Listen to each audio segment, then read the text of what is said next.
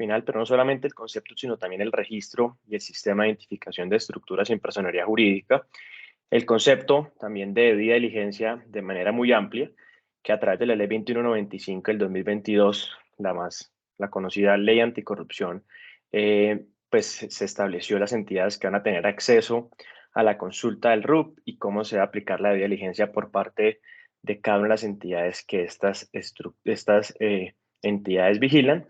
Y pues de forma muy general es importante tener en cuenta el artículo 631-5 y 631-6 del estatuto para saber y tener claro el concepto de beneficiario final tanto para personas jurídicas como para estructuras sin personería jurídica.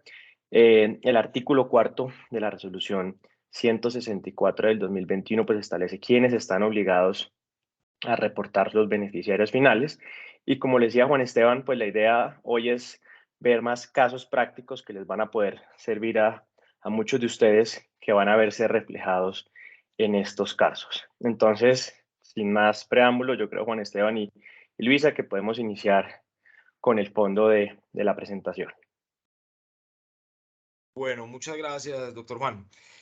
Digamos que hay una pregunta recurrente cuando se mira la definición de beneficiario final que quedó establecida en el artículo 631-5 del Estatuto Tributario, y es que se habla de poseer o controlar a un cliente. Eso digamos que a primera vista no tiene, digamos, eh, mucha lógica y quisiéramos que tú nos contaras, digamos, la DIAN cómo ha visto esto o de dónde surge estos elementos para la definición, qué significa poseer o controlar un cliente. Y eso pues entendemos, digamos, que viene de una definición internacional que tuvo que adaptarse pues a Colombia, pero quisiéramos saber cuál es la posición de la DIAN al respecto. Gracias, Juan Esteban. En efecto, el artículo 631-5 del estatuto, ¿cierto? O el artículo 16 de la ley 2155 del 2021 introdujo este concepto. Como se los mencionaba anteriormente, es un concepto internacional que trae GAPI de una definición general de beneficiario final. Sin embargo, digamos, la explicación de por qué está acá es por un tema meramente internacional. Si tú ves este artículo 631-5 y cumplimiento de estándar, digamos, y por qué está ahí, hay unos literales A y B que establecen los criterios para identificar los beneficiarios finales cuando se trata de una persona jurídica o una estructura sin personería jurídica. Es decir, que lo que hicimos es poner una definición general, pero después desagregarla en los literales A y B, pues para poder tener mayor entendimiento de cómo se debe identificar los beneficiarios finales, dependiendo si es una persona jurídica o una estructura. Juan, pero yo quisiera preguntarte cuál es esa aplicación práctica de la definición y más allá es el entendimiento que ustedes como DIAN lo tienen en poseer o controlar a un cliente. Digamos que más allá y entendemos como la desagregación que tú haces, literal A y literal B respecto de cuando entendemos un beneficiario final, pero digamos que cuál es esa aplicación práctica de la definición y cómo ha entendido la administración de poseer o controlar a un cliente, o es más bien poseer o controlar las estructuras jurídicas, llámese persona jurídica sociedad o estructura sin personería jurídica, llámese fideicomiso, patrimonio autónomo. Sí, Luisa, como te lo mencionaba, digamos, esto es una definición general, es una definición que, digamos, en la recomendación 10 de GAFI nos dice qué se entiende de forma general por beneficiario final y por eso está incluido en ese primer párrafo de ese artículo 631-5 y posteriormente, digamos, yo sé que no es objeto de esta charla, pero tú vas a ver cómo se identifica y qué criterios debo tener en cuenta para identificar cada beneficiario final, dependiendo de si es persona jurídica o estructura. Entonces, yo lo que le diría a la gente es, digamos, pueden saltarse ese párrafo primero, por decirlo así, y pasar directamente a los criterios para identificar sus beneficiarios finales. Recuerden que, digamos, esta definición, y en el caso, por ejemplo, del registro único de beneficiarios, pues yo soy el que tengo que identificar mis beneficiarios y reportarlos. Pero en el caso, por ejemplo, de las instituciones financieras o el tema, por ejemplo, de SARLAF o SAGRILAF, yo sí tengo que hacerle la debida diligencia y el conocimiento del cliente. Entonces yo ahí no solamente parto de la definición de identificar mis beneficiarios, sino que esas contrapartes van a tener que identificar los beneficiarios finales. Caso de la institución financiera, cuando tiene un cliente persona jurídica, va a tener que solicitarle a esta persona jurídica, dígame quiénes son sus beneficiarios finales.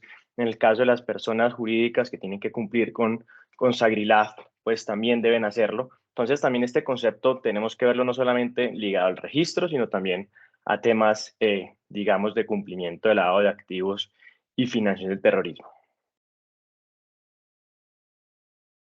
Bueno, súper. Pasamos entonces a la siguiente diapositiva, Luis. Eso. Sí, señor. Acá, digamos que, doctor Juan Daniel, acá hay una pregunta recurrente. Si miramos, digamos, los criterios para determinar el beneficiario final, digamos que el primero no trae, digamos, muchas dudas. En el segundo criterio, cuando se establece que es cualquier persona natural que individual o conjuntamente ejerza control, y sobre todo, digamos, bajo el entendimiento de que sin titularidad no hay control, quisiéramos que nos expliques un poco cómo se hace, digamos, cómo se llega a este entendimiento, porque si uno, digamos, se va al artículo 635, 631-5, pues digamos que no sería tan claro ese entendimiento. Lo es cuando uno ya va a la resolución, pero entonces digamos cómo se compagina eso para entender que sin titularidad no hay control en el segundo criterio. Sí, Juan, esta es una muy buena pregunta y es muy importante tenerla en cuenta para, digamos, para las personas que están en inicios de este tema. Es importante tener en cuenta que el artículo 6 de la resolución 164 establece como un proceso en cascada. Y el proceso en cascada hay como un primer nivel, ¿cierto? Que es lo que vemos en el numeral primero: persona natural, individual o conjuntamente, titular directa o indirectamente del 5%. Entonces vemos el capital, derechos de voto o beneficios. Tenemos dentro de ese mismo primer nivel, digamos, las personas naturales, y son beneficiarios finales, personas naturales que actúan individual o conjuntamente, ejerzan control. Y el concepto, digamos, de control y el por qué es importante tener en cuenta el concepto de titularidad también dentro de este control, es porque cuando yo identifico en la resolución, en el numeral tercero del artículo primero, qué se entiende por control, en el caso de las personas jurídicas, es muy importante tener en cuenta que los criterios de identificación del beneficiario final de las personas jurídicas son diferentes a los de las estructuras. Y en este caso puntual que estamos viendo en esta diapositiva es del caso de identificación de un beneficiario final de una persona jurídica. Y cuando vemos entonces control, la definición de control es tener la potestad de tomar o imponer decisiones relevantes en la administración, dirección o gestión de esa persona jurídica a través de la titularidad directa o indirecta. ¿Y por qué es el caso de la titularidad directa o indirecta? A diferencia, digamos, si lo dejáramos sin titularidad, cualquier gerente de la empresa sin tener, digamos, titularidad en capital o derechos de voto, sería beneficiario final. Entonces, el concepto de titularidad es muy importante acá porque la persona ejerce control. Primero, digamos, si puede tomar o imponer decisiones en la administración, dirección o gestión, pero adicionalmente hay que tener en cuenta si tiene esa persona natural titularidad sobre esa persona jurídica. Ahí, Juan Daniel, también te queríamos preguntar, bueno, ya que estás haciendo referencia que es diferente al análisis que estamos haciendo de cuando es una persona jurídica, entonces, ¿qué pasa cuando es una persona, es una entidad sin personería jurídica, que aquí en Colombia, pues digamos, no tenemos identificación? Entonces, ¿cómo haríamos ese análisis de ese numeral segundo?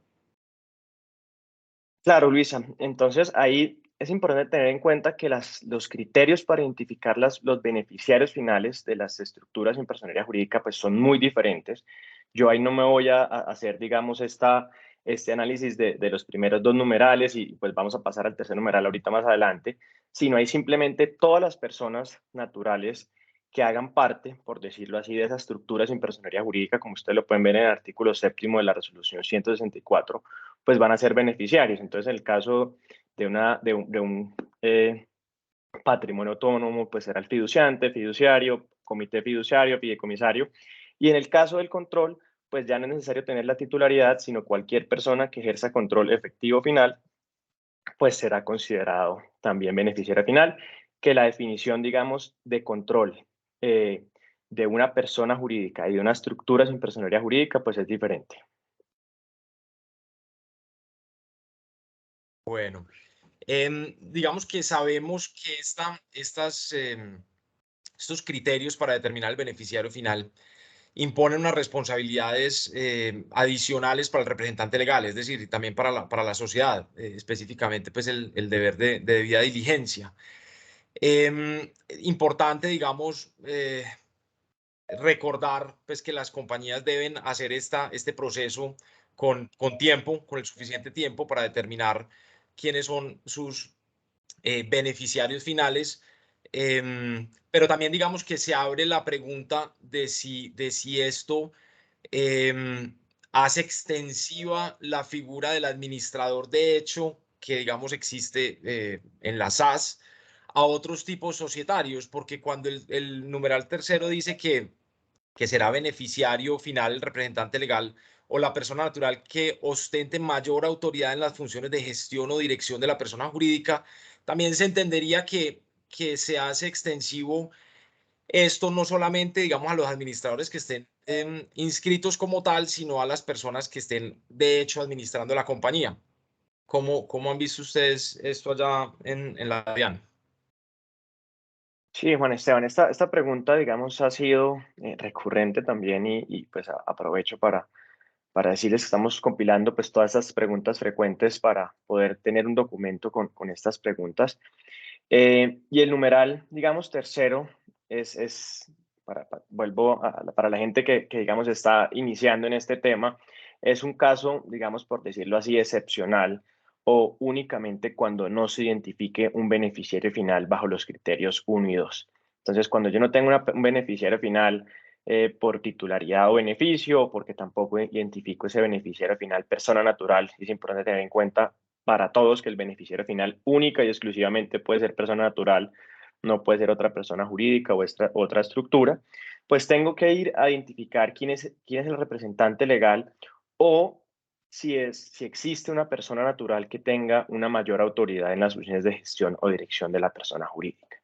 Entonces, como tú lo planteabas, puede haber este caso del apoderado general, ¿cierto? Que sin estar de pronto inscrito directamente o un administrador que tenga mayor autoridad en estas funciones de gestión o dirección, pues podría ser considerado beneficiario final.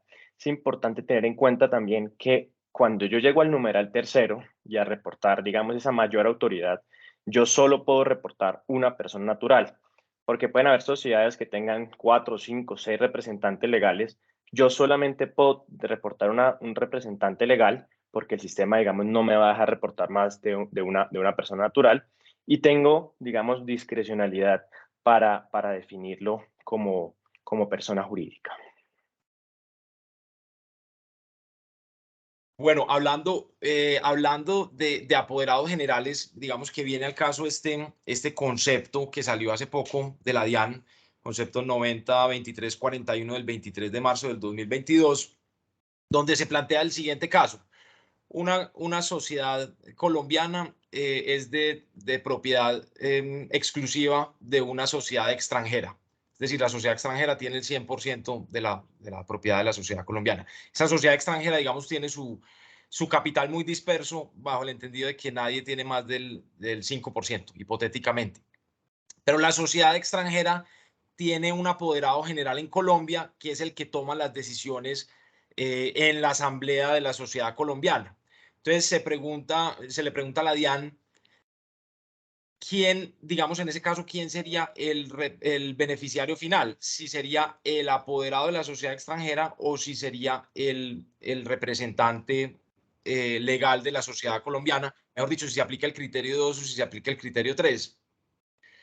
No sé si quieras decir algo al respecto, Juan Daniel. Sí, digamos, aquí es muy importante volver al concepto del control, ¿vale? Entonces volvemos al concepto del control porque puede ser que el apoderado también tiene algo de titularidad, ¿cierto? Entonces tendría que yo reportar esa persona natural bajo el numeral segundo, entendido de que la persona natural es apoderado en Colombia, tiene la posibilidad digamos, de tomar estas decisiones de dirección, ¿cierto? Gestión o administración, y además tengo titularidad, pues debería reportar esa apoderada.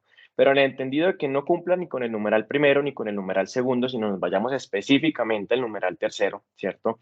Y yo vaya a hacer una comparación entre representante legal y apoderado general, pues lo que yo tengo que identificar nuevamente es sobre sobre la persona jurídica que yo estoy reportando, quién es esa persona natural que tiene mayor autoridad en las funciones de gestión o dirección de la persona jurídica. Si tú me dices, es que, mire, el apoderado general es mayor autoridad del representante legal, pues yo te diría, el apoderado general debería ser el beneficiario final. Pero aquí sí muy importante, Juan Esteban, como tú lo mencionabas, el concepto de debida diligencia y que no solamente nos basemos en decir, es que yo creo que es el apoderado general o que yo creo que es el representante legal, sino que yo tenga el sustento completo de que en el momento en que la DIAN me llegue a preguntar, ¿usted por qué reportó a Juan Esteban y no a Luisa? Pues yo le puedo decir, mire, porque es que a partir de la definición que usted tiene en el numeral tercero, pues esta fue mi análisis correspondiente, ¿no? Perfecto. Entonces, sigamos, Luisa. Bueno, acá hay, digamos, una pregunta también recurrente y es respecto del parágrafo segundo del artículo 631-5, que dice que el presente artículo debe interpretarse de acuerdo con las recomendaciones actualizadas de la GAFI y sus respectivas notas interpretativas. Entonces, digamos que lo que se han preguntado muchos tributaristas es si esto violaría el principio de reserva de ley, el principio de legalidad, devolviéndonos, digamos, un poco en el tiempo a la sentencia C690 del 2003, que fue la que declaró inconstitucional algunos artículos de la ley 788 del 2002, que establecía que se tendrían como en ese momento como paraísos fiscales las jurisdicciones que quedaran en la lista de la OCDE, ¿cierto? En ese momento obviamente no éramos parte de la OCDE, pero digamos que se entendió que esto era, pues, digamos, una disposición que violaba el principio de reserva de ley. Entonces, ¿cómo ves tú esto, digamos, a la luz de la jurisprudencia actual y a la luz, digamos, de la entrada de Colombia en la OCDE y digamos, de la suscripción de tratados internacionales con GAFI para la prevención del lavado de activos? Sí, esta es una muy buena pregunta, Juan Esteban, y gracias por hacérmela porque creo que vamos a solucionar muchas inquietudes respecto de este punto. Y creo que la sentencia C460 del 2010, que habla del soft law, es la sentencia, digamos, que se ha reiterado por parte de la Corte Constitucional en muchas sentencias, y habla, digamos, me va a permitir, digamos, leerlo para que lo tengamos todos claro. Ya en este caso, digamos, de la sentencia de 460 habla de los comentarios al modelo de la OCDE. Son recomendaciones desprovistas de cualquier fuerza obligatoria, las cuales no provienen de las partes contratantes, sino de un tercero, y que de esa forma no pueden tenerse en cuenta para interpretar. Digamos, en este caso eran los CDIs. A pesar de lo anterior, se reconoce que los comentarios, en este caso, pues, las recomendaciones de GAFI, tienen cierto nivel de relevancia normativa, en este caso era soft law o derecho blando, pues constituyen una invitación oficial a adoptar un comportamiento determinado respecto de la aplicación. En este caso era del convenio, pues aquí en este caso de las recomendaciones. Entonces, aquí lo que tenemos que ver es, no es una fuente, digamos, de derecho, no es de obligatorio cumplimiento, pero sí, digamos, da a una forma de comportamiento que es lo que queremos llevar con este registro único de beneficiarios, ¿no? Es un poco, digamos, cuando tú ves los comentarios a los CDIs, pues tú dices, oiga, no es de obligatorio cumplimiento, pero pues yo voy a interpretar de cierto modo los convenios teniendo en cuenta los comentarios, ¿no? Eso es, digamos, como mi comentario al respecto. Esto fue analizado previamente a ser incluido en este parágrafo, pues, por parte de la DIAN, y pues la conclusión a la que llegamos es que no tenía ningún tema de inconstitucionalidad. Perfecto. Sigamos entonces, Luisa. Ah, bueno, esta también, digamos, es una pregunta frecuente y bueno, cuando miramos quienes están obligados al reporte, vemos que están obligadas las sociedades nacionales, pero también las sociedades nacionales bajo el entendido del artículo 12-1 del Estatuto Tributario, que son las sociedades que tienen sede efectiva de administración en Colombia, es decir, que son administradas efectivamente en Colombia. Entonces, digamos que ahí surge la pregunta. Hay compañías que claramente son administradas en Colombia, ya digamos, han reconocido esta condición, han sacado su RUT, y hay otras, digamos, que no lo han hecho, porque pues simplemente no se han hecho esa pregunta o simplemente, pues digamos, hay dudas respecto de si la administración está en Colombia o está en el exterior. Entonces, en ese caso, la pregunta es quién debe reportar, quién debe reportar. Y también tenemos que tener en cuenta que la DIAN, en la resolución 18 del 27 de marzo del 2018, crea un comité de fiscalización de la sede efectiva de administración de las compañías. Y digamos que en esa resolución se hace mucho énfasis en que la sede efectiva de administración es declarativa y no es constitutiva. Mejor dicho, no depende de la declaración que le dé la DIAN al respecto, sino que es desde cuando se haya empezado a administrar en Colombia. Entonces ahí la pregunta es, ¿a quién le correspondería reportar el beneficiario final en estos dos casos? En una sociedad que ya reconoció que tiene sede efectiva de administración en Colombia, tiene su RUT, y en otra que no lo ha hecho, bien porque no se ha hecho la pregunta o no han hecho, digamos, la debida diligencia respectiva, o simplemente pues porque está incursa en omisión al respecto. Sí, esta es una muy buena pregunta, digamos, Juan Esteban, y creo que la discutimos varias veces antes de esta charla. Para poder, digamos, el primer punto, para poder hacer el reporte de los beneficiarios finales en el caso de las personas jurídicas, siempre debe tener un RUT. Si no tiene esa persona jurídica un RUT, por más extranjera que sea, no va a poder hacer el reporte de sus beneficiarios finales, a diferencia de las estructuras sin personería jurídica, que en el caso de las estructuras sin personería jurídica, cuando no están obligadas a tener un RUT, pueden expedir un número de identificación de estructuras sin personería jurídica a través del sistema de identificación de estructuras. Y aquí aprovecho, digamos, una cuña para promocionar la página web de la DIAN y pues tenemos ahí varios paso a paso, la normativa de forma general, que les puede servir, digamos, a los que se sientan de pronto un poco perdidos en qué es un sistema de identificación de estructuras, qué es un número de identificación de estructuras, pues pueden acudir ahí para saber, digamos, el concepto de forma muy general. Pero, digamos, ya yendo a la pregunta puntual tuya, pues la DIAN no va a hacer el reporte de ningún beneficiario final, digamos, de una sociedad que tenga una sociedad efectiva de administración en Colombia.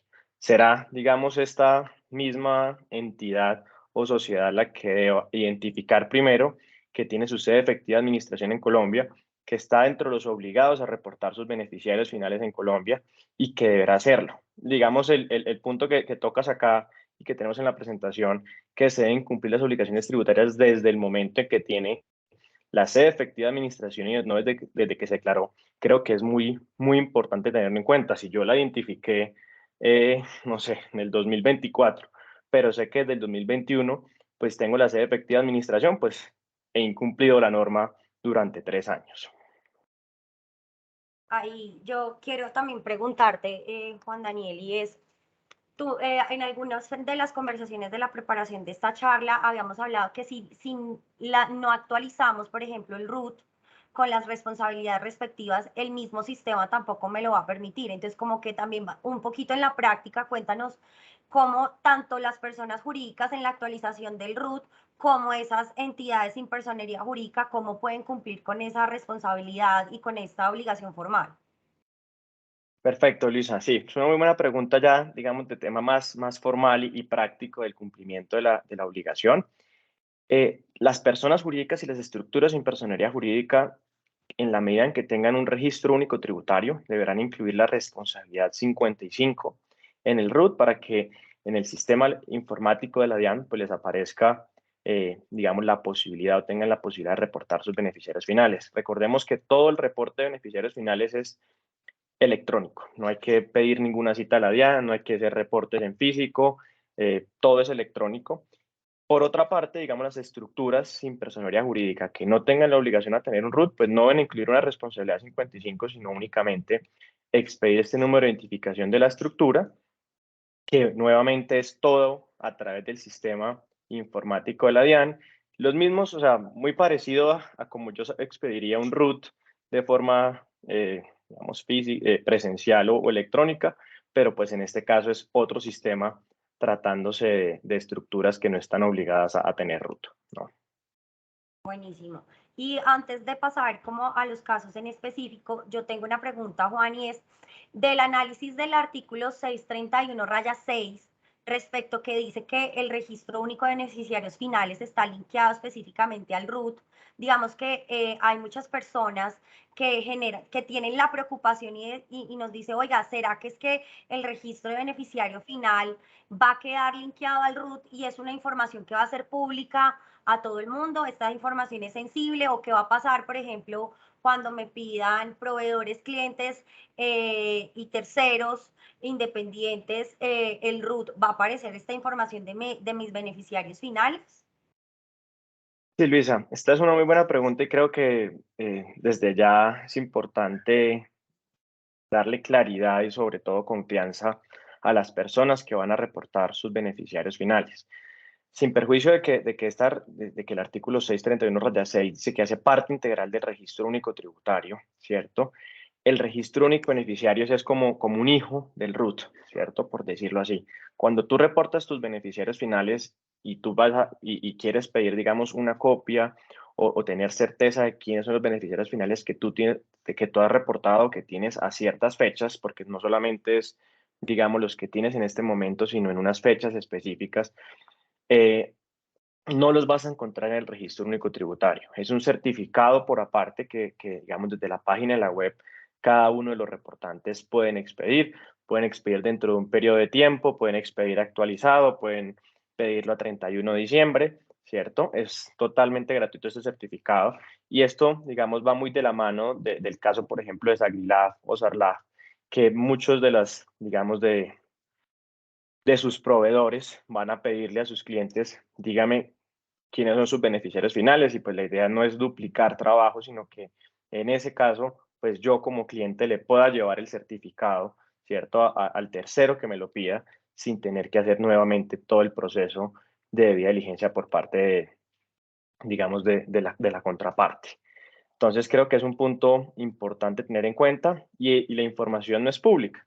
La información únicamente van a tener acceso ciertas entidades del gobierno, Contraloría, Fiscalía, Procuraduría, Superintendencia Financiera de Sociedades, UIAF y obviamente pues la DIAN. Entonces es importante, digamos, tener esto presente. Buenísimo, gracias. Listo. Bueno, entonces, para empezar ya, digamos, el análisis de los casos y vamos a ir rápidamente por cada uno porque tenemos varios. Entonces, miremos, por ejemplo, este primer caso. Hay un señor colombiano, un residente fiscal en Colombia, que constituye un patrimonio autónomo. Hace un aporte de todos sus activos al patrimonio autónomo y en un principio él es fideicomitente y beneficiario. Entonces, digamos que es beneficiario final del patrimonio autónomo y el señor fallece. El señor fallece y entonces se abre la sucesión y tiene 3 hijos, pero estos 3 hijos, digamos, están litigando digamos, el tema del reconocimiento de la paternidad, etcétera. Entonces no es claro, digamos, que sean herederos, sino que son más bien como unos herederos indeterminados. Entonces, digamos, ahí la pregunta es, si uno se va a la definición de quién es beneficiario final, pues se dice que es la persona natural. La pregunta es si una sucesión ilíquida podría ser beneficiario final o si los beneficiarios finales serían los 3 hijos bajo digamos, el entendido de que serían beneficiarios condicionados porque podría que se determinara que son hijos y herederos o puede que no. ¿Cómo verías tú este tema, sobre todo el tema de la definición de beneficiario final como persona natural? ¿Puede una sucesión ilíquida ser considerada un beneficiario final? Sí, Juan, esta es una muy buena pregunta y lo han hecho tantas veces que Ana Mercedes Chica pues ya la hizo acá en este conversatorio. La pregunta, digamos, el primer punto importante tener en cuenta es que se trata de una estructura sin personería jurídica, ¿no? Entonces no tengo que hacer yo, digamos, la revisión de si tengo el 5%, no tengo el 5%, o tengo el control con titularidad, o tengo mayor autoridad, sino es una estructura sin personería jurídica. Y en este caso yo creo que la respuesta sería mientras la sucesión pues no salga, porque en ese periodo pues se dejaría, digamos, a la persona, al fideicomitente que hablabas en un primer momento, al padre, como beneficiario final hasta que salga, pues, digamos, la sucesión. No serían beneficiarios condicionados, a mi parecer, porque, pues, digamos, no es que tengan algo todavía o algún derecho, sino que están pendientes es de una sucesión durante ese tiempo, ¿no? Entonces, tratándose un tema de transparencia, pues para las autoridades es mucho más fácil ir a ver, bueno, es que Juan Daniel era el fideicomitente y al mismo tiempo el beneficiario de este patrimonio autónomo. Voy a ver qué es lo que está pasando. Bueno, falleció, entonces voy a ver sobre la sucesión qué es lo que está pasando, teniendo en cuenta también, pues, digamos que los derechos sobre ese patrimonio todavía están pendientes mientras está el proceso de sucesión, ¿no? Perfecto. Bueno, tenemos este caso donde hay una fundación de interés privado en el exterior, digamos en Panamá. Tiene 3 beneficiarios condicionados y tiene un administrador en Colombia. Entonces, mismo ejemplo, digamos que es algo reiterativo que ya mencionaste, pero miremos la posibilidad de que se haya sacado un RUT y de que no se haya sacado un RUT, mejor dicho, de que se haya reconocido la sede efectiva de administración o no se haya reconocido la sede efectiva de administración de esta entidad extranjera y quién sería el llamado en cada caso a hacer el reporte del beneficiario final, si el administrador en Colombia, si los beneficiarios en el exterior, si es necesario, digamos, acudir pues al CIESP o cómo lo ves tú. Sí, en este caso, digamos, la gente se preguntará por qué si el fondo o la fundación está en el exterior, ¿por qué tengo yo que reportar esta estructura sin personería jurídica? El primer punto para identificar acá si la fundación la vamos a tomar como una estructura o como una persona jurídica, ¿cierto? Pues yo creo que en este caso lo podemos tomar como una estructura sin personería jurídica. Y es porque el artículo cuarto de la resolución 164, numeral tercero, dice las creadas o administradas en Colombia.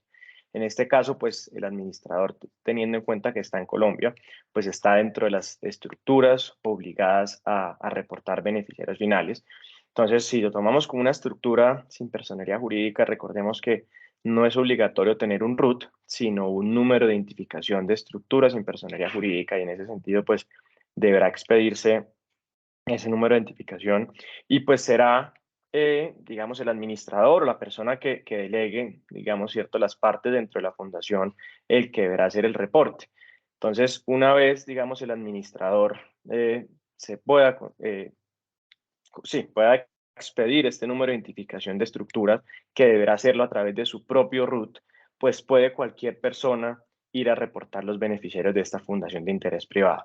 Recuerden que para poder expedir este número de identificación, pues se debe hacer a través del RUT del administrador. Posteriormente que se tiene ya ese número de identificación, pues el reporte lo puede hacer el administrador o quien esté delegue.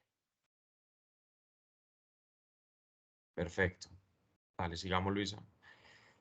Bueno, digamos, es el mismo caso. Yo creo que aplica la misma respuesta, simplemente con un fondo de inversión en las Bahamas, que tiene un administrador en Miami, tiene un ordenante en Colombia, pero considero pues que sería la misma respuesta de la estructura anterior. Ahora, miremos esto. Esta es una situación interesante. Hay una sociedad en Colombia, tiene 4 accionistas. Tiene Hugo con el 30%, Paco con el 30% y Luis con el 30%. Y tiene un fondo, digamos un fondo de inversión que tiene el 10% de la propiedad de las SAS, pero tiene 1000 suscriptores. Entonces, aquí la pregunta inicial es: ¿cuántos beneficiarios finales tiene la sociedad? Tiene 4, porque serían 4 accionistas. Tiene 1103, porque serían los 3 accionistas de la SAS, más los 1000 suscriptores del fondo. o tiene más de 1.103, teniendo en cuenta que serían todos los beneficiarios del fondo, incluidos pues beneficiarios condicionados, etcétera. Y esto, digamos que va muy de la mano de los fondos inmobiliarios que tanto vemos en las comisionistas de bolsa, que invierten muchas veces en sociedades donde hay proyectos. Y también ahí es importante mirar cuál es la diferencia si esto se estructura como un patrimonio autónomo o como un encargo fiduciario, y si hay beneficiarios condicionados. ¿Cómo lo verías tú ahí, doctor Juan? Perfecto, estas, digamos, varias preguntas en uno. Entonces, empecemos con la primera pregunta. En el caso, digamos, de esta persona jurídica, ¿cierto? Que Hugo, Luis y Paco tienen el 30% y el fondo tiene el 10%. Es muy importante tener en cuenta el parágrafo cuarto del artículo sexto, que lo que establece es cuando una estructura sin personería jurídica tenga más del 5%, ¿cierto? En una persona jurídica, que es este caso, pues serán beneficiarios finales de esta persona jurídica también todos los beneficiarios finales del fondo. No solamente tenemos que tener en cuenta los 1.000 fideicomitentes, por decirlo así, sino todos los beneficiarios finales del fondo. Es también, es decir, el fideicomisario, los beneficiarios condicionados que puedan existir, si hay un comité fiduciario, un comité financiero.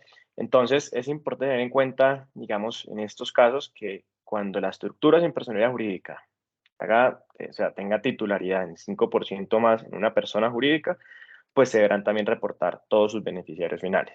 Entiendo, digamos, que es un tema, digamos, puede llegar a ser complejo, digamos, pero vuelvo y repito, digamos, esto no es algo que nos estemos inventando desde la DIAN, sino es un tema pues a nivel internacional, ¿no? En relación con los fondos inmobiliarios, y es muy importante tener en cuenta la diferencia entre el patrimonio autónomo inmobiliario y los encargos fiduciarios. El encargo fiduciario, creo que lo primero que tenemos que hacer es identificar si lo que estamos viendo o el contrato que estamos viendo hace parte de una estructura sin personería jurídica o no. A nuestro parecer, el contrato de mandato, por ejemplo, o el encargo fiduciario, no se convierte en una estructura sin personería jurídica, a diferencia del patrimonio autónomo inmobiliario. Digamos que ya estamos haciendo una estructura independiente para este patrimonio inmobiliario. En el encargo fiduciario, pues es como el antes de este patrimonio. En el caso, por ejemplo, sí. No, sigue, perdón, Juan. Sigue. No, en el caso de qué pasa con los promitentes compradores son beneficiarios condicionados, y es muy importante irnos a la definición de qué es un beneficiario condicionado del numeral primero del artículo primero: persona natural que adquirirá la calidad de beneficiario final de una persona jurídica o estructura con el acaecimiento o cumplimiento del hecho futuro e incierto. Entonces, volvemos al caso, por ejemplo, de la sucesión. El cumplimiento de un hecho futuro incierto, pues ya se hizo, ya murió, digamos, ¿cierto?, el padre. Entonces no es que sea un beneficiario condicionado, sino lo que está pendiente es la terminación o liquidación, digamos, de la sucesión. Entonces, por eso en ese caso, a nosotros no nos parece que es un beneficiario condicionado. Y en este caso, ¿por qué no es un beneficiario condicionado tampoco? Porque yo cuando doy, ¿cierto?, mi primera cuota, en el caso del promitente comprador, pues yo ya no estoy esperando un hecho futuro incierto. Lo que yo estoy terminando de hacer es que tengo que terminar de pagar unas cuotas para poder, digamos, me sea otorgado el activo, ¿no? Entonces, por eso no es un beneficiario condicionado, sino es un beneficiario, digamos, bueno, el beneficiario condicionado está entre los beneficiarios finales, pero por decirlo así, ya está identificado. Y pues la diferencia entre el condicionado y el no condicionado, por decirlo así, va a partir, y ustedes lo van a ver, es en el reporte de la información. Cuando es un beneficiario condicionado, pues tengo que incluir la condición dentro del reporte, mientras cuando no es un condicionado, pues tengo que dar toda la información de ese beneficiario. Perfecto, listo, sigamos, Luisa, por favor.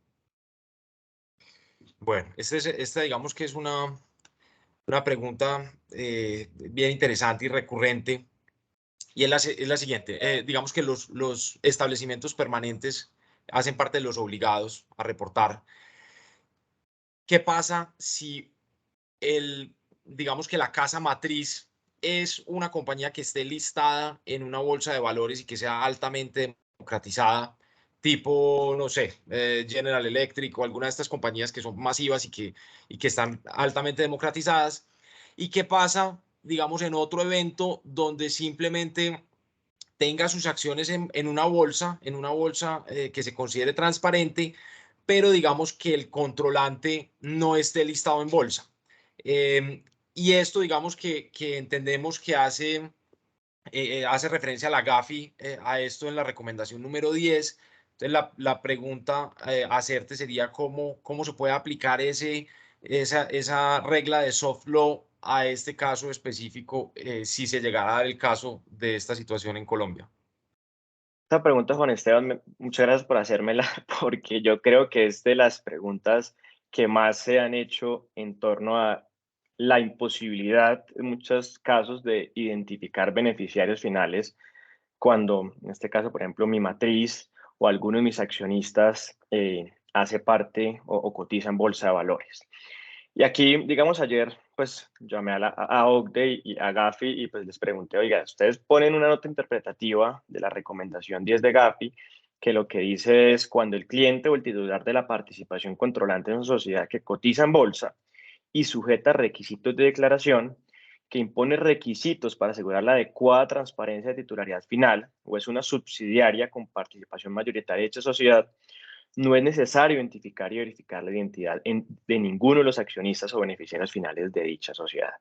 Entonces, yo le preguntaba, dígame, como lo hablamos ayer, en nuestro caso de qué es una bolsa de valores, digamos que tenga requisitos de declaración. Y entonces yo le decía, pues lo que se puede interpretar en un principio es que yo como bolsa de valores tenga conocimiento actualizado de los beneficiarios finales, y eso es lo que uno en principio podría entender. Cuando hago la consulta, y pues como lo hemos venido manejando en la DIAN, es no solamente que la bolsa de valores tenga conocimiento actualizado de los beneficiarios finales, sino que la información de esos beneficiarios finales de esa sociedad que cotiza en bolsa, independientemente si es un accionista que tenga el 5%, que tenga el 20%, que sea como este caso, sea una matriz que tenga el 100%, la información sea pública. Y entonces yo le digo, creo que entonces estamos fallando en esa nota interpretativa, porque hasta el momento no conozco ninguna sociedad que cotice en bolsa que tenga la información pública de sus beneficiarios finales.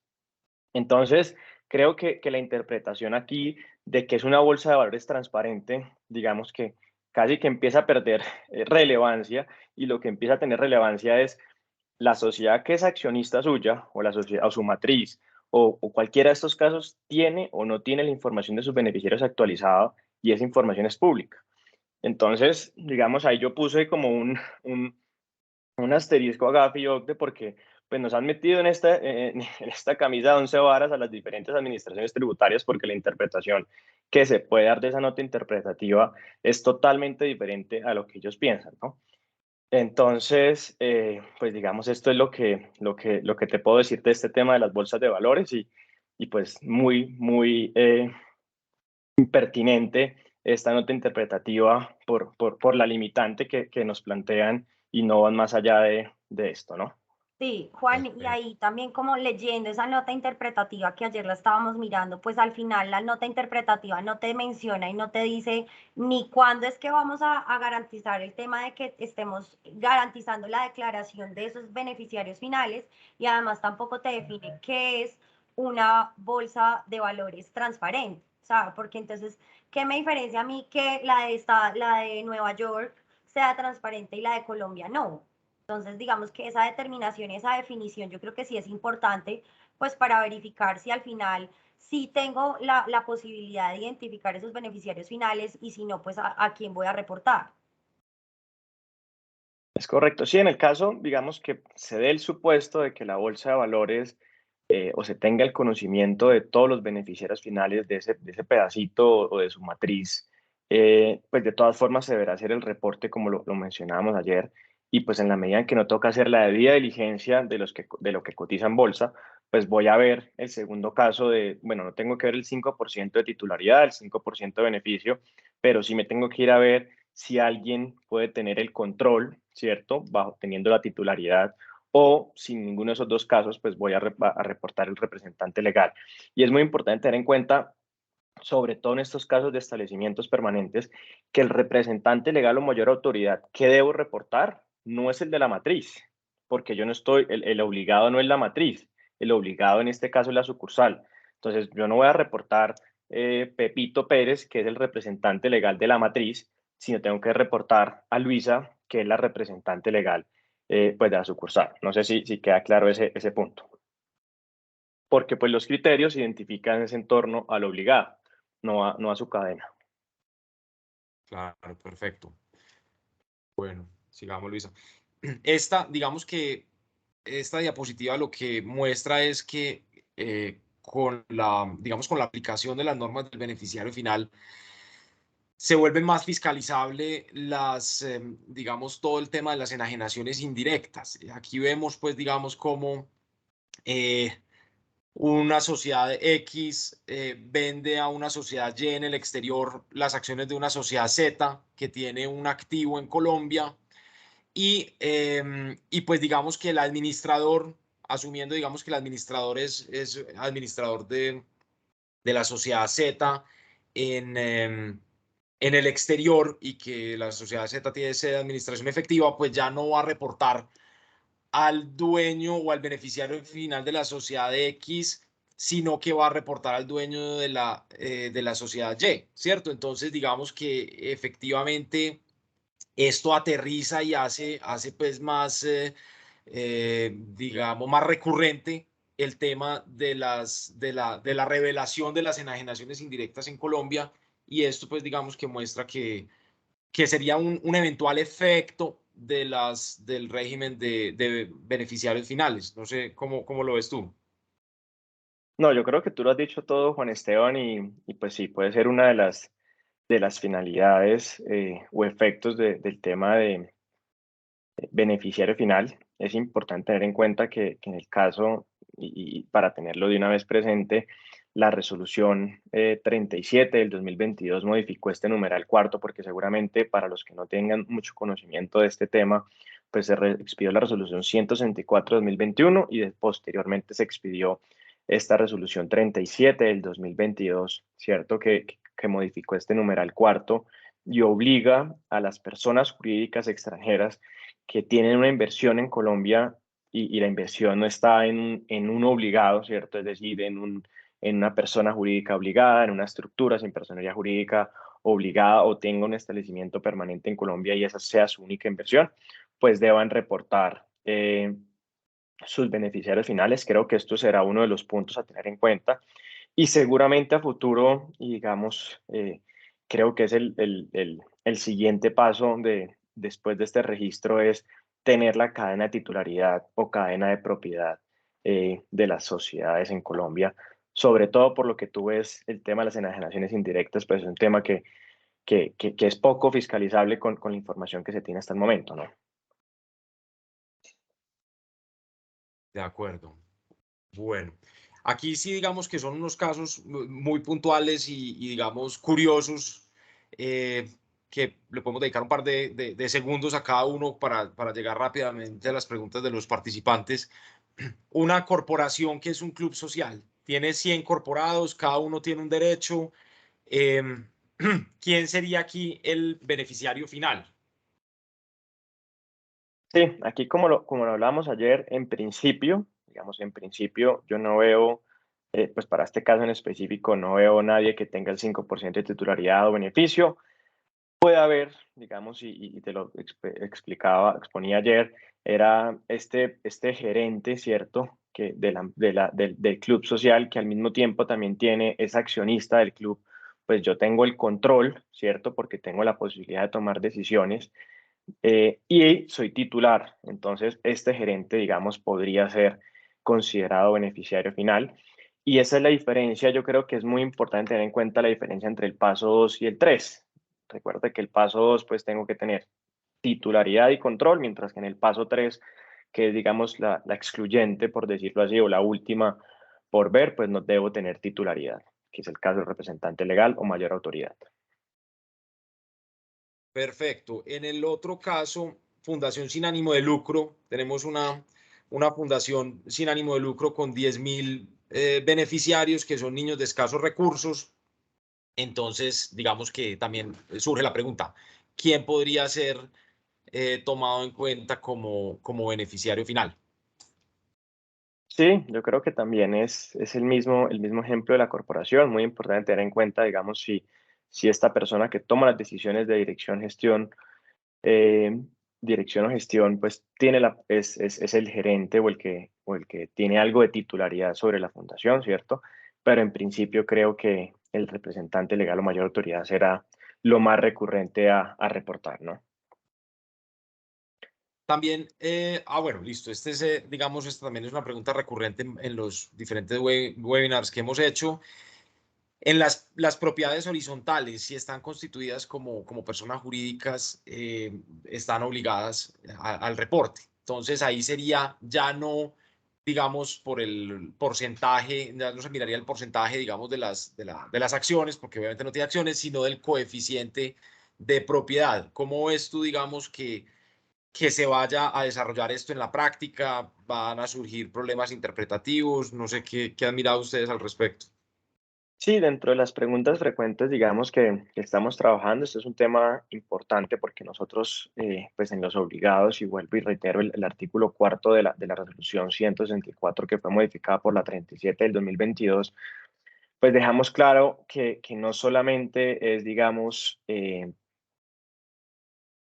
para ciertas sociedades, sino también para el entorno completo de las personas jurídicas, ¿no? La medida en que la propiedad horizontal pues tiene personería jurídica, pues vemos que es importante identificar la titularidad y en este caso pues el coeficiente de copropiedad de cada uno pues, de las partes dentro de la propiedad horizontal. Este es un caso, digamos, que hablábamos ayer, seguramente cuando hay 200 apartamentos y el coeficiente de propiedad pues no pasa del 5% o no tiene el 5%, pues el beneficiario final va a ser, ¿cierto? El representante legal en la medida pues que es difícil también cumplir con el tema del control y titularidad, ¿cierto? A menos que, por ejemplo, la administradora viva también en el mismo edificio. Entonces tengo titularidad del 1% o mi coeficiente de propiedad del 1% y la administradora tiene la posibilidad de tener el control, pues será la administradora en ese caso. Pero pues sería prácticamente el 2 y el 3 en el caso de los coeficientes de la propiedad horizontal, pues muy parecido, ¿no? Perfecto. Y teniendo en cuenta, digamos, el 5%. Ahí no serían todos los copropietarios, sino pues qué importante tener el 5%. Listo. En el caso de una entidad gremial que esté constituida, bueno, digamos que bajo el supuesto de que esté constituida como persona jurídica o también, digamos, y bajo el supuesto de que no lo esté, que sea una entidad sin personería jurídica, con 1000 asociados, digamos en el caso de la persona jurídica, tiene 1000 asociados, tiene junta directiva, tiene un representante legal que muy probablemente no vaya a ser un asociado, sino que simplemente es un representante legal. En ese caso, terminaría siendo beneficiario final el representante legal.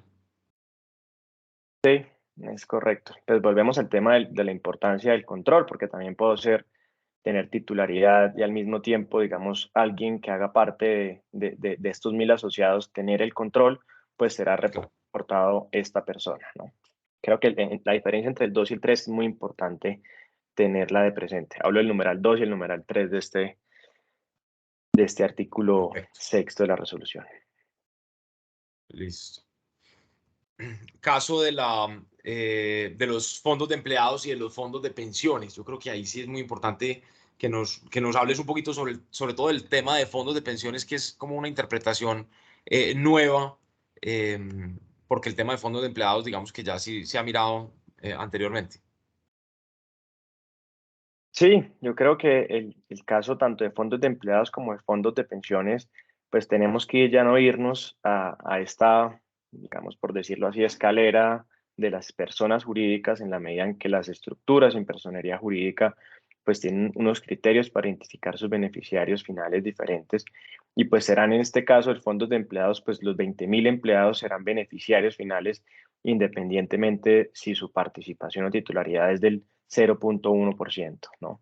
Entonces, ahí, pues en el caso de las estructuras, y vuelvo aquí al punto de, no es un tema de la DIAN, sino es un tema de la recomendación 10 de Gafi, la recomendación 25 de Gafi, que pues es muy exigente en el caso de las estructuras sin personería jurídica, ¿no? Perfecto. Bueno, caso, digamos, algo atípico pero que puede surgir, una compañía, perdón, una compañía que esté en un proceso de extinción de dominio, Acme SAS, queda, digamos, bajo el control de la SAE, se le ordena, digamos que los derechos de los accionistas quedan en suspenso y se nombra un depositario para que, digamos, que administre la compañía mientras se surte todo este proceso de extinción de dominio. Ahí, ¿quién sería el beneficiario final? ¿Sería el depositario de la SAE o serían los accionistas aunque tengan los derechos suspendidos? ¿Cómo lo ves tú? Sí, yo, digamos, aquí es una posición personal. Digamos, yo creo que aquí es importante tener en cuenta que todos estos casos son posiciones personales, porque pues para ver una posición definitiva de la DIAN, pues tendrá que ser un concepto, pero creo que será muy de este mismo estilo. En este caso, la SAE, pues será ese depositario que tú hablas, el beneficiario final, ¿cierto? Como ya ni siquiera como titular o beneficiario o como controlante, porque no tengo titularidad, sino como representante en el caso de esta sociedad. Entonces, creo que ya digamos, los que tenían en un momento anterior o los que le suspendieron los derechos ya no son beneficiarios finales, sino será ese depositario de la SAE que será el beneficiario final. Y aquí aprovecho para decirles, digamos, que por eso es que no, digamos, la finalidad de este registro único de beneficiarios, no por estar digamos, a cargo de la DIAN, es un tema únicamente de temas fiscales, sino también, digamos, como lo pusimos dentro de el proyecto de ley y los antecedentes, pues es un tema también que busca lavado de activos, financiación del terrorismo y pues otras finalidades diferentes también a la evasión fiscal. Perfecto. Listo. Pregunta súper frecuente. Contrato de cuentas en participación. Tenemos un socio gestor que tiene el 10% de las utilidades y tenemos un socio junto que tiene el 90% de las utilidades. Claramente una entidad sin personería jurídica. Entonces, ambos serían beneficiarios finales, independientemente de las participaciones que tuvieran. Inclusive si fuera, digamos, menos del 5 y pues por el otro lado 97 o lo que 5, sea. sí. Listo. Sí, este caso es bien particular y aquí pues lo estamos mostrando como con dos personas naturales, ¿cierto? Un contrato de cuentas.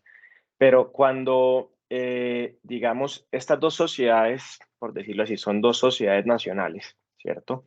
Cada una tiene por separado la obligación de reportar sus beneficiarios finales, ¿cierto? Es decir, que no solamente porque tengo una estructura sin personería jurídica y esta estructura sin personería jurídica está reportando los beneficiarios finales de ambas partes, ya dejo de tener la obligación de reportar los beneficiarios finales cada una por separado.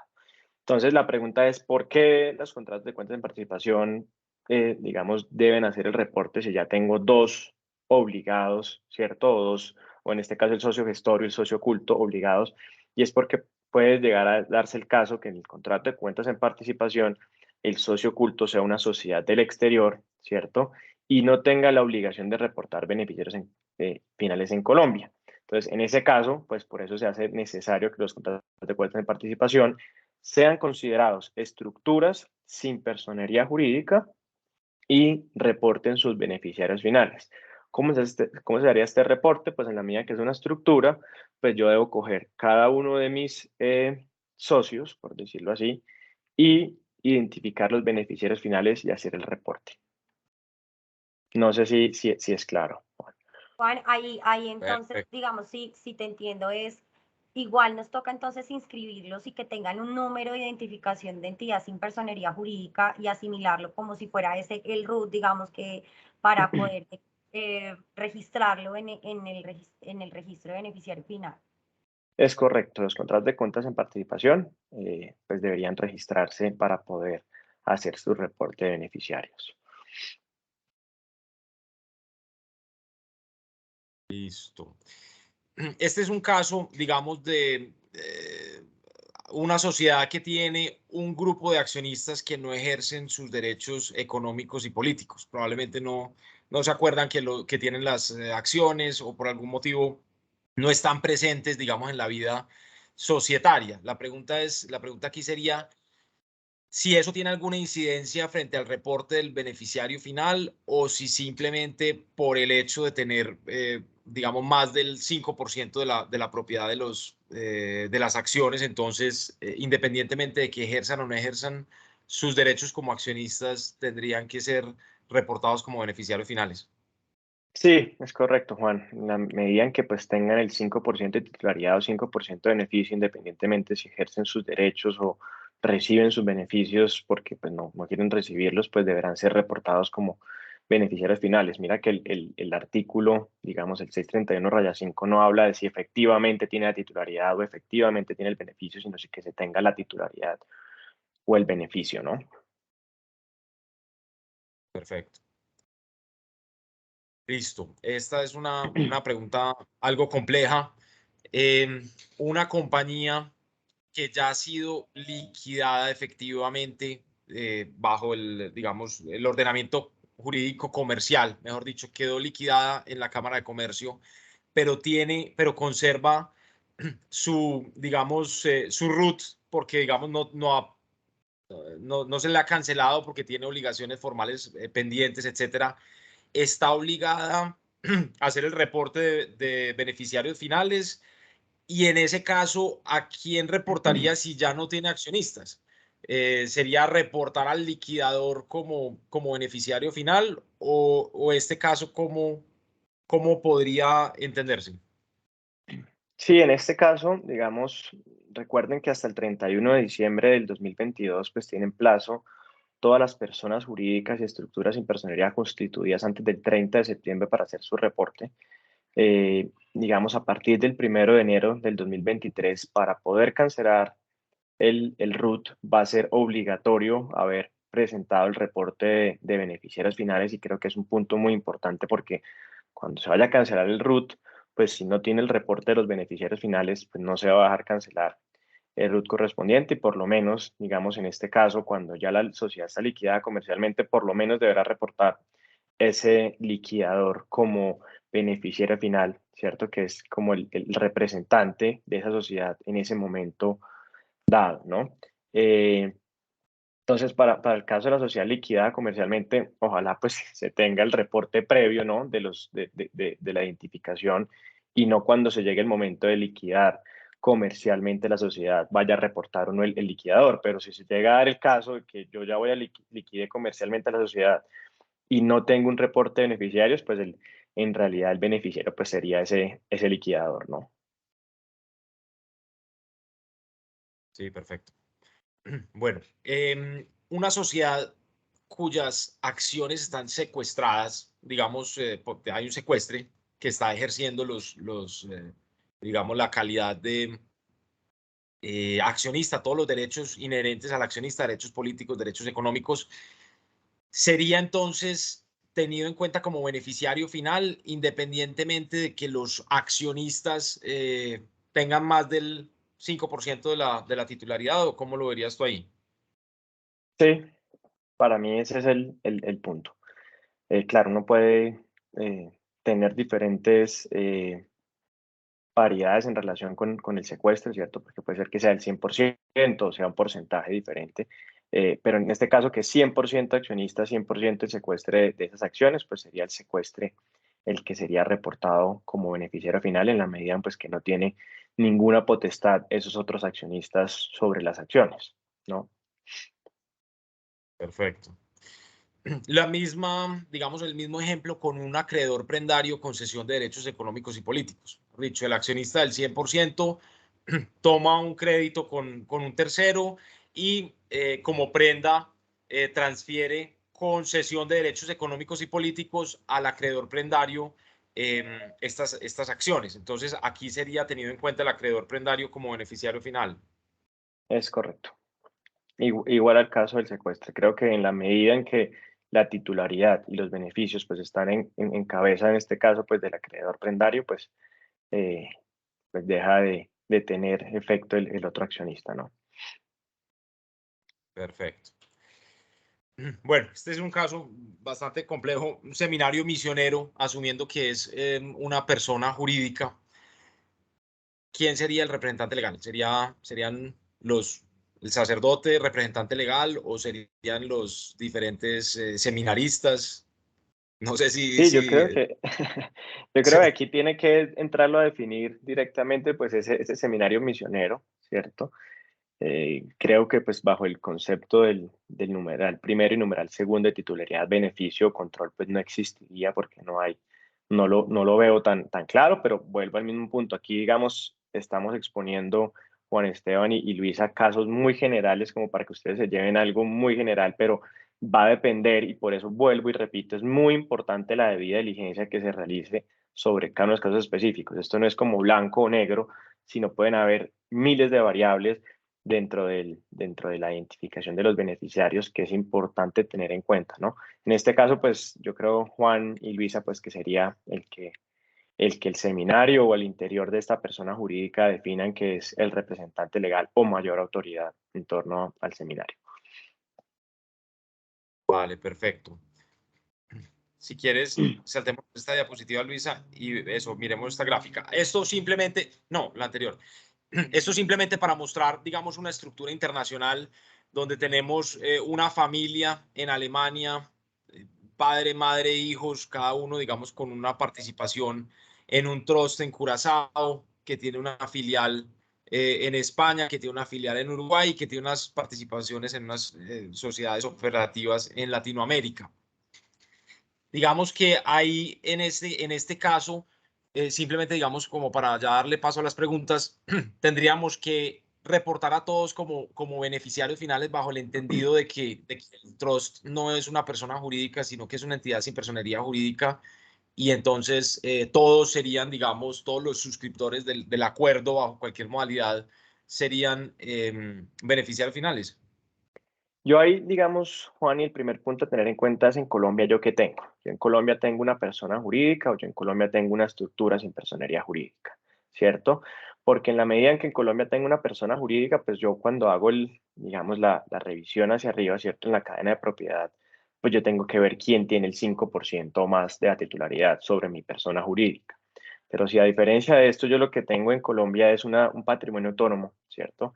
Y dentro del patrimonio autónomo, pues tengo o el que se beneficia, ¿cierto? Es todas estas personas naturales, pues yo ahí no tengo que tener en cuenta, ¿cierto? Ya el porcentaje de participación, sino de identificar quiénes son todos los beneficiarios finales independientemente del porcentaje.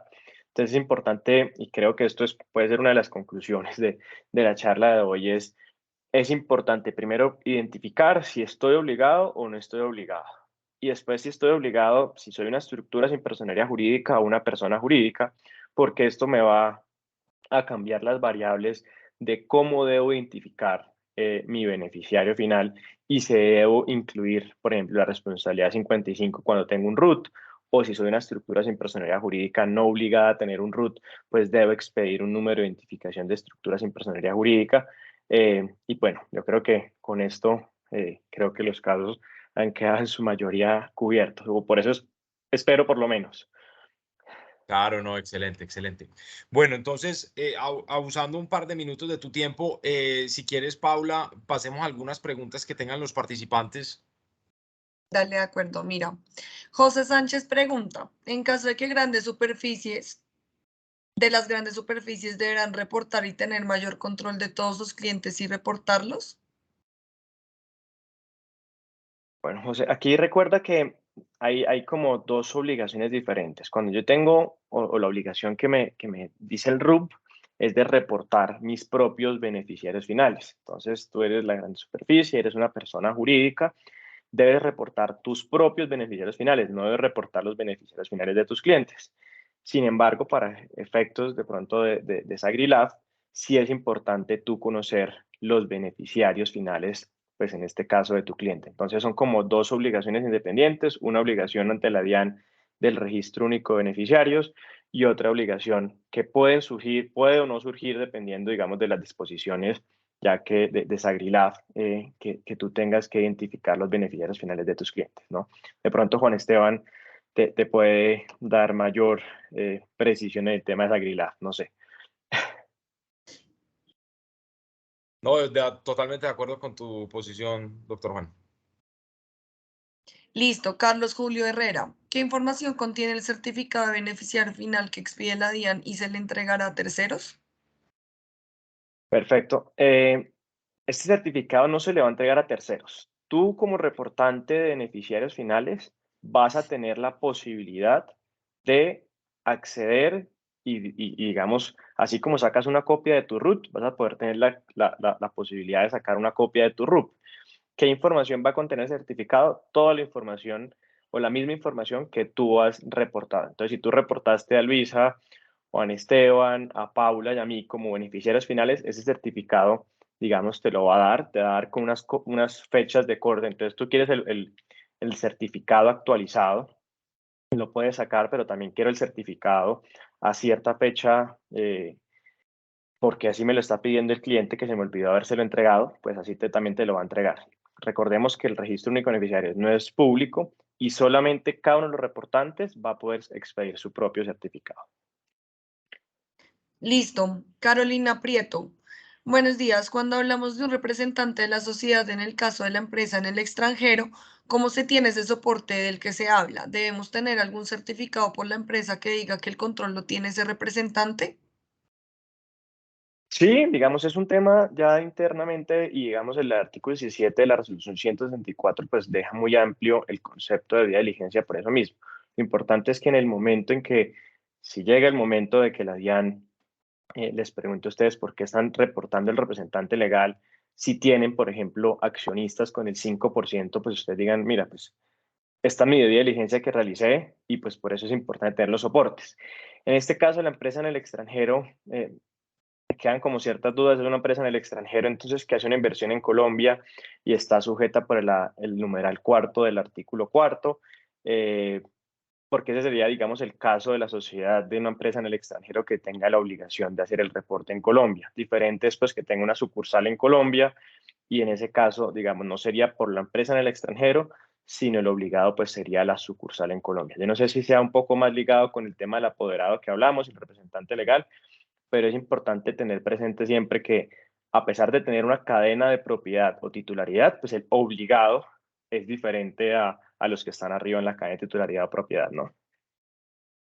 Vale. Casandina, Revisoría Fiscal, pregunta, ¿qué implicaciones fiscales tiene el ser reportado como beneficiario final? Es una muy buena pregunta. Yo creo digamos, por el momento no tiene ninguna implicación en temas de fiscales. Digamos, por ahora estamos en un momento de reporte de información. Seguramente después sí vamos a identificar posibles cruces de información, tanto en temas de evasión fiscal como en temas lavado de activos y financiación del terrorismo. Susana Casas, buenos días. Si tengo un contrato de colaboración y el mismo termina en agosto de este año, igual tengo la obligación de reportar el beneficiario final, sabiendo que aún no se ha vencido el plazo dado para realizar el reporte. Sí, acuérdate, Susana, digamos que la obligación de lo que se constituye o crea antes del 31 de septiembre o el 30 de septiembre de este año, hay plazo del 31 de diciembre. Si tú lo quieres reportar porque quieres cumplir con la obligación, ¿cierto? Pues súper bien. Pero recuerda que, digamos, la exigencia va a ser a partir del 1 de enero del próximo año, que no vas a tener la posibilidad de cancelar tu RUT desde esa fecha, ¿no? Creo que es importante pues tenerlo presente y creo que va a ser como un tema más a futuro. Hay varias preguntas relacionadas con el consorcio, pero digamos que en los consorcios, el beneficiario final es el representante legal del consorcio. No, en el caso de los consorcios, recuerda que, y lo vas a ver, lo van a ver Claudita ustedes Teresa Sánchez. dentro de dentro del numeral sexto del artículo primero de la resolución 164, habla de contratos de colaboración empresarial. Entonces, el contrato de colaboración empresarial está dentro del concepto de estructuras sin personería jurídica y los criterios para identificar los beneficiarios finales de las estructuras sin personería jurídica, pues son diferentes a los de las personas jurídicas. En caso del consorcio, hacer un contrato de colaboración empresarial, pues tendremos que ir al artículo séptimo, ¿cierto?, de la resolución e identificar todas las partes que hacen, perdón, la redundancia, hacen parte de la estructura sin personería jurídica. Listo, y una última pregunta para las 9:25. Contabilidad pregunta, ¿cuáles formatos se llenan y en qué parte del portal de la DIAN o en qué sitio se suben los formatos? Bueno, esta pregunta es una pregunta práctica que yo creo que si ustedes ponen RUP, DIAN en Google, les va a aparecer el portal que creamos en la DIAN para este caso y podrán ver, digamos, los paso a pasos que deben realizar para poder reportar sus beneficiarios finales. Y bueno, yo creo que sí, explicárselos acá, de pronto con Juan Esteban podemos hacer otro webinar a futuro de solamente parte práctica y mostrarles cómo se ingresa, cómo se debe reportar, cómo reportar en carga masiva, porque pues me imagino que muchos de ustedes también tienen fondos gigantes de reportar 10.000, 20.000 personas y pues que es un poco diferente. Se puede reportar en pantalla, es decir, como yo actualizo el root uno a uno, cada una de las casillas irlas diligenciando, puedo también reportar como lo hago a través de información exógena, que es pues en masa la información de los beneficiarios finales. Listo. Bueno, muchísimas gracias, doctor Juan Daniel, por su generosidad, por su tiempo, por estar abierto a contestar todas las preguntas del público. Muchas gracias, Luisa, muchas gracias, Paula. Y bueno, no, encantados, nos encantaría volver a tener un webinar ya, digamos, sobre la parte práctica. Me parece que eso sería muy interesante. Le aceptamos esa invitación tan interesante y bueno, En el público. maravilloso. A los 240 asistentes que vieron esta charla, muchas gracias. Quiero decirles también que esta charla quedó grabada, esa autorización se dio pues cuando se inscribieron y cuando ingresaron pues al chat. Entonces les vamos a mandar junto con las memorias el link de la grabación para que puedan revisar y digamos estudiar nuevamente todos estos temas. Dicho esto, pues muchísimas gracias a todos y hasta una futura oportunidad. Bueno, Gracias. gracias a ustedes, que estén muy bien. Chao, chao. Gracias. Chao, chao. Gracias, chao.